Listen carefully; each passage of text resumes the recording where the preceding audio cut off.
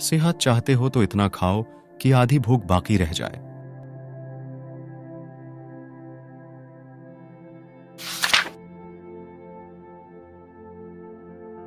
जिसने एक दिन में 7 इजवा खजूरें खाएं, उसके पीठ का हर मरज मारा गया, और जिसने हर रोज 21 किशमिश सरख खाएं, वो अपने जिस्म मीन कोई नापसंदीदा शिकायत ना देखेगा।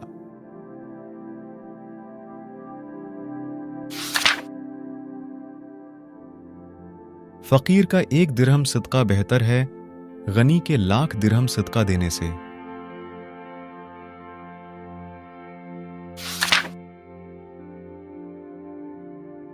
अगर आंखें रोशन हैं तो हर दिन रोज हशर है।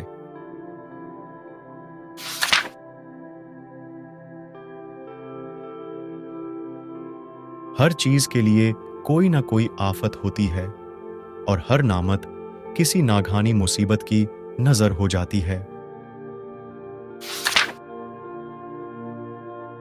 अगर तुम तकवा और पाक दामनी अख्तियार करोगे तो थोड़ा अरसा ही गुजरेगा कि तुम्हें पेट भरकर रोटी और घी मिलने लगेगा।